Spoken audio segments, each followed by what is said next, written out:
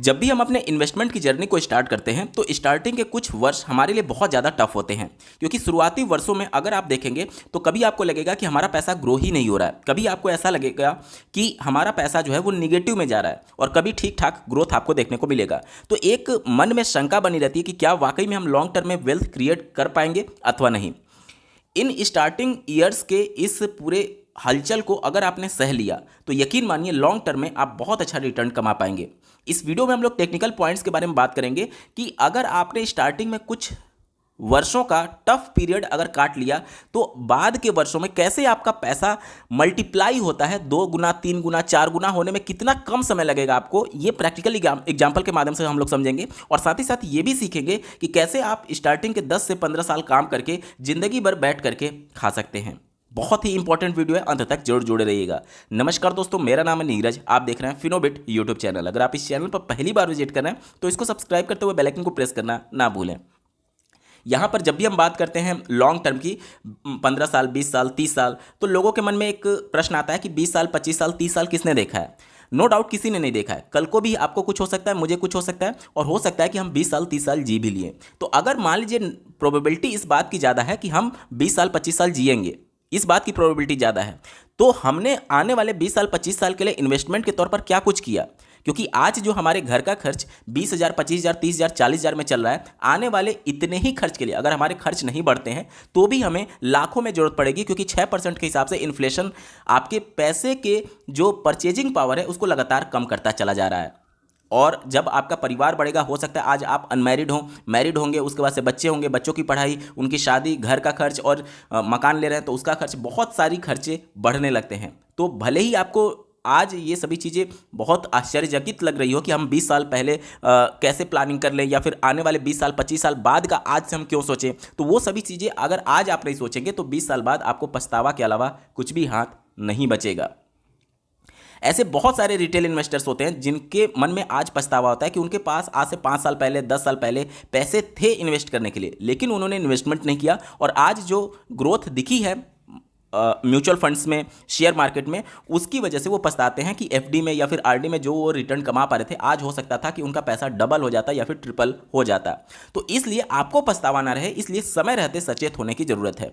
यहाँ पर एक मोटा मोटी अगर हम लोग एग्जाम्पल लें, अगर आप मंथली 15,000 की एसआईपी करते हैं तो 15% एक्सपेक्टेड रेट ऑफ रिटर्न के हिसाब से 15 साल में आपका जो पैसा है वो ग्रो होते होते 1 करोड़ को टच कर जाएगा। स्टार्टिंग का जो 1 करोड़ अमाउंट होता है वो हमारे लिए बहुत ही ज़्यादा टफ पीरियड होता है, क्योंकि ये 1 करोड़ अचीव करने में हमें 15 साल का समय लगा है। कितना? 15 साल का समय। जब आपने अपना स्टार्टिंग 1 करोड़ टच कर लिया, उसके बाद अगर आप चाहें तो आप अपना एसआईपी के थ्रू जो इन्वेस्टमेंट कर रहे थे उस एसआईपी को रोक सकते हैं। अब ये अमाउंट इतना सफिशियंट है कि आने वाले वर्षों में भी आपको इसी पर ब्याज पर ब्याज, ब्याज पर ब्याज मिलते मिलते आपको ये लाइफ टाइम अर्निंग करके दे सकता है।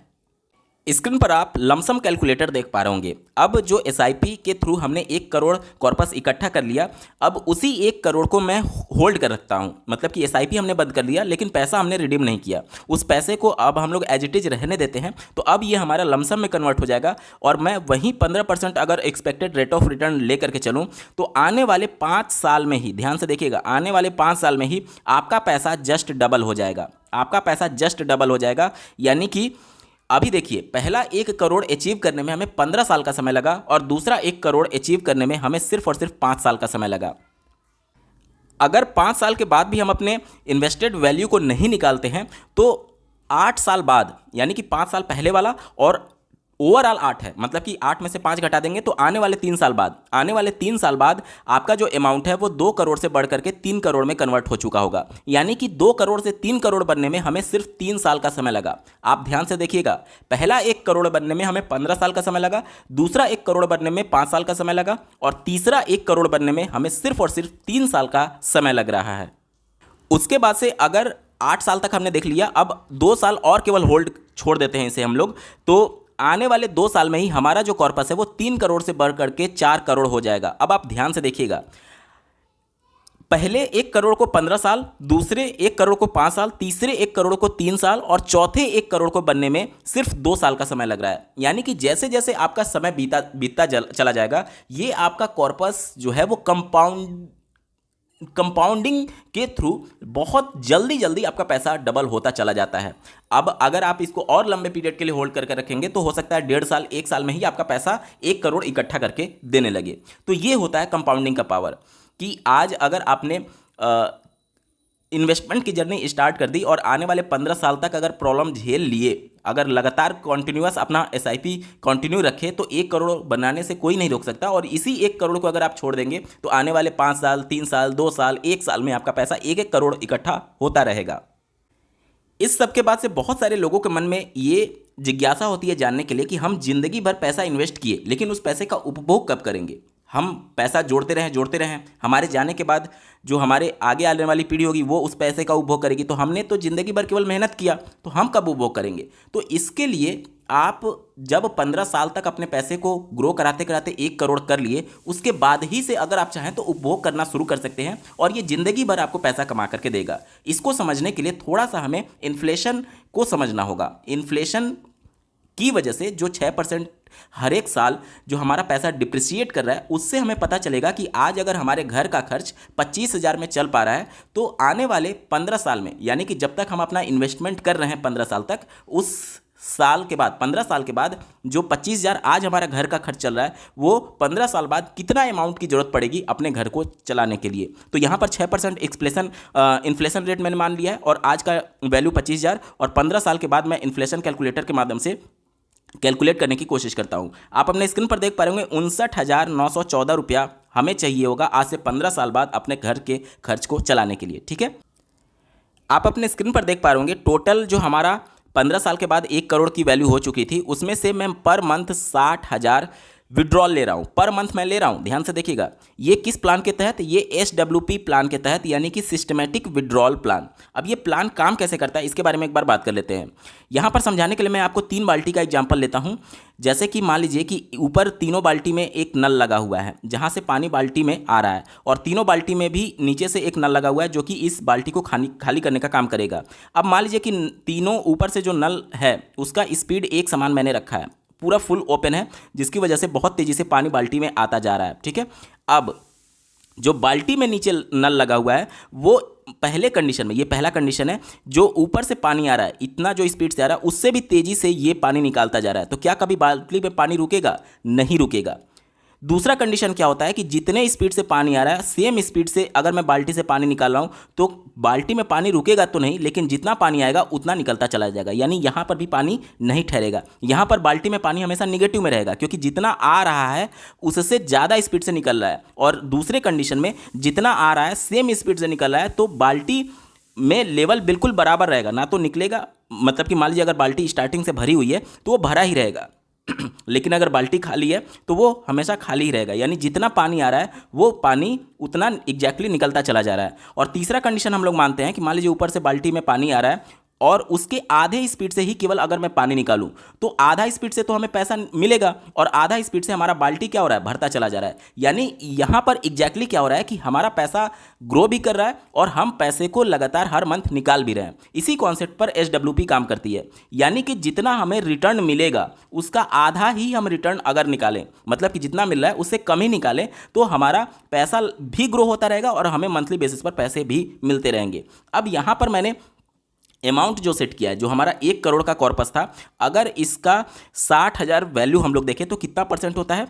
1 करोड़ का 60,000 अगर आप देखेंगे तो ये आएगा 0.6%। ये 0.6% पर मंथ का हो गया। अगर पर ईयर की हम लोग बात करेंगे तो इतने में हमें 12 का मल्टीप्लाई करना होगा, तो 12×72 यानी 7.2%। अब हमें एक्सपेक्टेड रेट ऑफ रिटर्न जो देखने को मिल रहा है वो कितना मिल रहा है? वो हमें 15% देखने को मिल रहा है और हम पर ईयर सिर्फ 7.2% निकाल रहे हैं, यानी लगभग आधे के बराबर। याद करिए बाल्टी वाला कॉन्सेप्ट, जितना स्पीड से पानी आ रहा था उसे आधे स्पीड से ही हम पानी निकाल रहे हैं, तो आधा स्पीड तो हमारा निकल गया और आधा स्पीड से इस बाल्टी में लगातार पानी भी बढ़ता रहेगा, यानी कि हमारा पैसा भी ग्रो हो रहा है और उसमें से हम मंथली बेसिस पर निकाल भी रहे हैं। यहां तक क्लियर हो गया? चलिए, अब अगर इसी SWP को मैं आने वाले 5 साल तक के लिए कंटिन्यू करता हूं तो 60,000 पर मंथ के हिसाब से आने वाले 5 साल तक हम पैसा भी निकालेंगे और हमारा पैसा 1 करोड़ से बढ़ करके 1.5 करोड़ के आसपास हो जाएगा, यानी कि हम हर महीने 60,000 निकाल भी रहे हैं और हमारा पैसा भी ग्रो होकर के लगभग 1.5 गुना हो चुका है। अब बहुत सारे लोगों के मन में ये कन्फ्यूजन आ सकता है कि चूंकि मैंने यहाँ पर 5 साल सेलेक्ट किया है, अब इन्फ्लेशन तो हर साल 6% के हिसाब से बढ़ रहा है, तो अगर आप चाहें तो हर एक साल इसको 60,000 को इन्फ्लेशन एडजस्ट कर सकते हैं, यानी कि अगले साल 60,000 का 6% इन्फ्लेशन की वजह से और हमारे खर्चे बढ़ जाएंगे, तो उसको कैलकुलेट करके आप अपना विड्रॉल अमाउंट भी यहाँ पर सेट कर पाएंगे, क्योंकि हर एक साल आपके इसकी वैल्यू भी बढ़ती चली जाएगी और उस हिसाब से आप अपना विड्रॉल भी सेट कर पाएंगे। आपको ध्यान ये देना है कि जितना भी आपको रिटर्न मिलेगा उससे आधा ही आप निकालें, ताकि आपका पैसा भी ग्रो होता रहे। यहां तक क्लियर हो गया? अगर मैं ये थोड़ा सा अमाउंट को बढ़ा देता हूं, मैं इसको 70,000 कर देता हूं, यानी कि अब हमारा जो फाइनल वैल्यू है वो यहां पर आ जाएगा, और इसको बढ़ा करके मैं 70,000 कर देता हूं, और आने वाले 10 साल तक मैं इसको कंटिन्यू करके देखता हूं कितना अमाउंट हमारा होता है। आप अपने स्क्रीन पर देख पा रहे होंगे जो हमारा 1.5 करोड़ का वैल्यू था, उस पर अब मैं मंथली विड्रॉल 70,000 सेट कर देता हूं, और आने वाले 10 सालों तक अगर मैं इस SWP को कंटिन्यू करता हूं तो हमारा जो 1.5 करोड़ का वैल्यू था वो बढ़ करके लगभग 4.25 करोड़ के आसपास हो चुका होगा।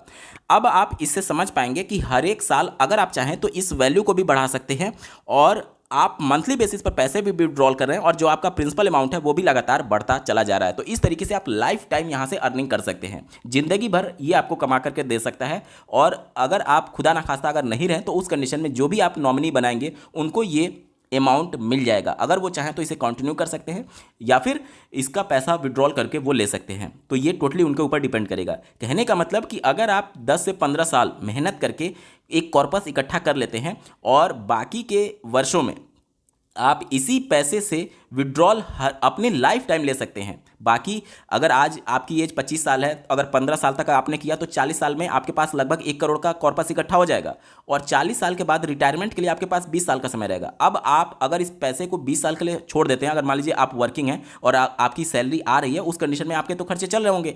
अगर इसी 20 साल के लिए छोड़ देते हैं तो रिटायरमेंट के बाद जब आपका सारा सोर्स ऑफ इनकम बंद हो जाएगा, उसके बाद से मोटा इनकम आप चाहें तो मंथली बेसिस पर यहाँ से विड्रॉल ले सकते हैं। तो ये totally person to person depend करेगा कि उनकी रिक्वायरमेंट कैसी है। अब किसी को मान लीजिए कि 1 करोड़ इकट्ठा हो गया, अगर उनकी रिक्वायरमेंट नहीं है, अगर वो सोर्स ऑफ इनकम उनका है सैलरी से, तो वो क्यों SWP करेंगे? क्योंकि अगर जितने समय के लिए इसको आप मार्केट में छोड़ेंगे, लॉन्ग टर्म में वो उतने ही जल्दी आपके पैसे को मल्टीप्लाई कर रहा है। मैंने आपको कैलकुलेशन के माध्यम से दिखाया कि पहला 1 करोड़ बनने में 15 साल, दूसरा 1 करोड़ बनने में 5 साल, तीसरा 1 करोड़ बनने में 3 साल, चौथा 1 करोड़ बनने में सिर्फ 2 साल का समय लगा। तो जितना आप लंबा पीरियड यहां पर रखेंगे उतने कम टाइम में आपका पैसा मल्टीप्लाई होता चला जाएगा, और उसके बाद से आप अपना SWP जब स्टार्ट करेंगे तो बड़े अमाउंट से SWP कर सकते हैं और लाइफ टाइम यहां से अर्निंग कर सकते हैं। तो SWP बेसिकली आपको तभी स्टार्ट करना चाहिए जब आपके सारे सोर्स ऑफ इनकम बंद हो चुके हों। अगर आपका सैलरी से इनकम हो रहा है तो उस कंडीशन में SWP मत करिए, क्योंकि पैसा अगर मार्केट में रहेगा तो वो और तेजी से ग्रो होता रहेगा। आप अगर आपकी जरूरत नहीं है, रिक्वायरमेंट नहीं है, तो क्यों निकालना मार्केट से? तो इन सभी चीजों को ध्यान में रख करके ही SWP आपको सेट करना चाहिए। दोस्तों, आपको ये वीडियो कैसा लगा, मेरा एफर्ट कैसा लगा, कमेंट के माध्यम से जरूर बताइएगा, और ऐसे ही महत्वपूर्ण अपडेट के लिए इस चैनल को सब्सक्राइब करना ना भूलें। इस वीडियो को देखने के लिए आपका बहुत बहुत धन्यवाद। भगवान करे आपका दिन शुभ हो।